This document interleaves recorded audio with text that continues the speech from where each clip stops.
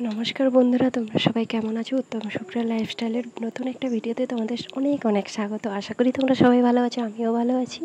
আজকে রবিবার special video নিয়ে তোমাদের কাছে চলে এলাম। রান্নাঘর থেকেই ভিডিওটা শুরু করলাম। সকাল থেকে কোনো ভিডিও নিতে পারিনি, তার কারণ বৃষ্টি হয়েছিল।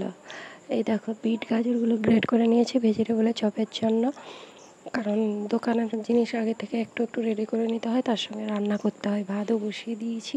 দেখো, তোমাদের দাদাভাই বাজার করে নিয়ে চলে এসেছে। আজকে রবিবার আমাদের বাড়ির সামনে একটা হাট হয়, ওইখান থেকে সমস্ত বাজার করে নিয়ে এসছে। আর অনেক সবজি বাজার করে নিয়ে এসছে: কুলে শাক, শুশনি শাক, আলু, শসা, পটল, গাজর, বাঁধাকপি। আরও ব্যাগে রয়েছে দেখো ভেন্ডি, পেঁয়াজ, টমেটো, কাঁচা লঙ্কা, কাঁকরোলগুলো যত বয়স হয়ে গেছে বীজওয়ালা হয়ে গেছে। তোমাদের দাদাকে এটা নিয়েই বকছিলাম যে কেন নিয়ে এসছো এগুলো, আমি খাই না। আর দেখো, এই যে রিফাইন তেলও নিয়ে চলে এসছে। তারপরে মুড়ি খেতে বসে পড়েছি ঘুগনি দিয়ে।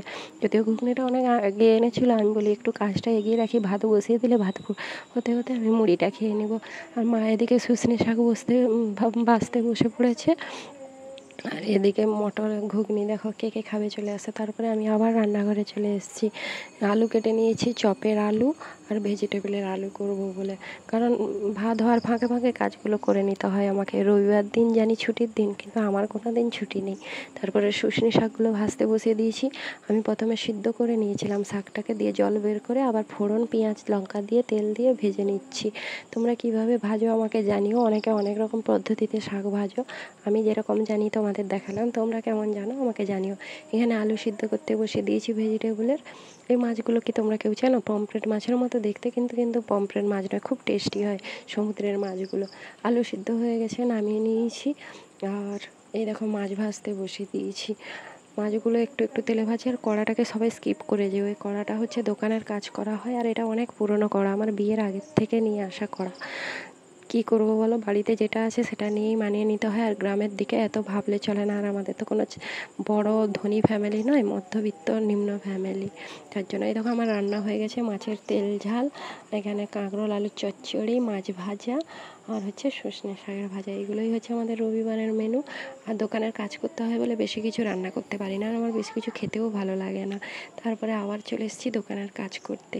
আলুগুলোকে হাতে চটকে নিচ্ছি, দোকানের অনেক আলু, এগুলোকে সে স্ম্যাশ করা যায় না, ওই জন্য হাতে চটকে নিচ্ছি ভালো করে। ভেজিটেবলের চপ মশলা করব বলে চটকানো হয়ে গেছে। তারপরে চপের আলু করতে বসে পড়েছি। প্রচণ্ড গরম, কিন্তু কিছু করার নেই। তোমরা হয়তো ভাবছো সারাদিন রান্নাঘরে করাটা কি, কিন্তু দোকানের কাজ, বাড়ির রান্না, এদিকে মাঝে মধ্যে বাচ্চাকে সামলাতে হয়, ওই জন্য কিছু করার নেই, আমাকে সারাদিন রান্নাঘরেই কাটাতে হয়। তাছাড়া আজকে রবিবার, স্কুলও নেই, স্কুল থাকলে স্কুল যেতে হয়।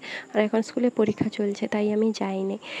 আর দেখো, গাজরগুলো বসিয়ে দিয়েছি, গাজর বিট ভাজতে। ভেজিটেবলের চপ হয়ে গেছে। তারপরে মেয়েকে খাওয়াতে বসে গেছি।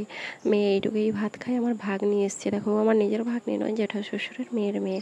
ওর মায়ের অপারেশন হয়েছে, ওই জন্য এসছে। জামা নিয়ে আসেনি, তাই আমার কাছে জামা নিতে এসছে মেয়ের জন্য। আমার মেয়ে ওকে জামা পরিয়ে দিচ্ছে। আমিও ভাত খেতে বসে গেছি। আমি যদিও লাস্টে ভাত খেতে বসলাম, কারণ দেরি হয়ে গেছে অনেক ভাত খেতে। তারপরে বাইরে টিউবওয়েলে যাবো, বেরিয়ে দেখি না এরকম বৃষ্টি হচ্ছে। আমি বলি একটু আমার বন্ধুদের সঙ্গেও শেয়ার করি ওদের বাড়িতে বৃষ্টি হচ্ছে কিনা। আমাদের এখানে তো দুপুরে প্রচণ্ড বৃষ্টি হচ্ছে। তারপরে ভেজিটেবলের চপগুলো রেডি করে নিয়েছি। টাটা, পরে দেখা হবে অন্য কোনো নতুন ভিডিওতে। সবাই ভালো থেকো, সুস্থ থাকো।